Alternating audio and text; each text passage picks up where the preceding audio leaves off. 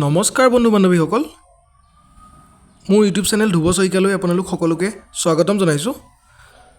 আশা কৰোঁ আপোনালোক সকলো ভালেই আছে।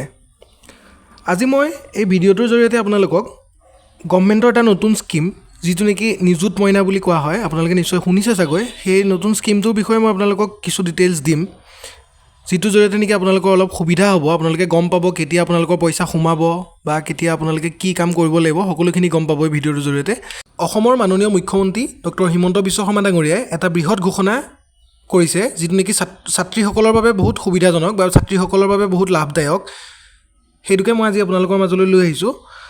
নিযুত মইনাৰ যোনখন আঁচনি, সেই আঁচনিখনৰ জৰিয়তে ছাত্ৰীসকলে প্ৰতিমাহে 1000 টকা আৰু যিসকলে স্নাতকোত্তৰ কৰি আছে তেওঁলোকে প্ৰতিমাহে 1200 টকাকৈ লাভ কৰিব।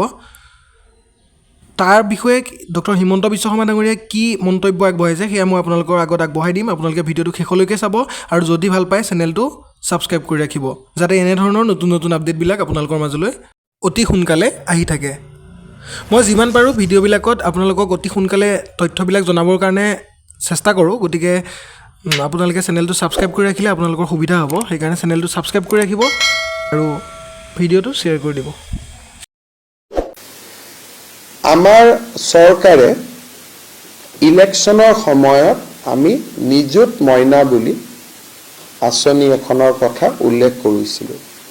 এই আঁচনিখনৰ অধীনত এইবাৰ যিসকলে হায়াৰ ছেকেণ্ডেৰী পৰীক্ষাত পাছ কৰি আৰু মেট্ৰিক পৰীক্ষাত পাছ কৰি কলেজত নামভৰ্তি কৰিলে ছোৱালীসকলে 10,000 আৰু 12,500 টকা লাভ কৰিব।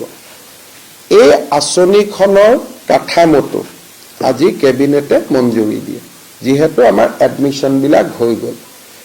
আমি বিচাৰিছোঁ যে অন্তত অহা 2 মাহৰ ভিতৰত যদি তেওঁলোকে পইচাটো পাই যায়, তেতিয়া ছোৱালীখিনিয়ে নিজৰ পঢ়াটো অব্যাহত ৰাখিব পাৰিব।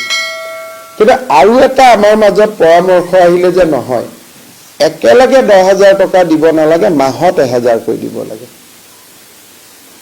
লাগিলে টকাটো 12,000 হওক, কিন্তু মাহত 1000 কৈ দিলে ছোৱালীখিনিয়ে টকাটো শিক্ষাৰ কামত লগাব, কিন্তু একেলগে 10,000 পালে মোবাইলো কিনি ল'ব পাৰে। গতিকে এই বিষয়টো আমাৰ ৰণোজ পেগু আৰু চন্দ্ৰমোহন পাটোৱাৰীক লৈ আমি কেবিনেট কমিটি এখন কৰি দিছোঁ। অহা 7 দিনৰ ভিতৰত তেওঁলোকে শিক্ষাবিদসকলৰ লগত কথা পাতি আমাক এটা পৰামৰ্শ দিব যে মাহত 1000 কৰি দি থাকিম নে একেলগে আমি 10,000 দিম। এই সিদ্ধান্তটো আমি বেছি সময় দিয়া নাই, 7 দিন দিছোঁ, কাৰণ 15 আগষ্টৰ দিনাখন এই আঁচনিখনৰ টকা 1000 টকা কৰিয়ে হওক বা একেলগে 10,000 টকা কৰিয়ে হওক, যিটোৱে হওক, এই আঁচনিখন আমি অহা 15 আগষ্টৰ দিনাখন শুভাৰম্ভ কৰিব খুজিছোঁ।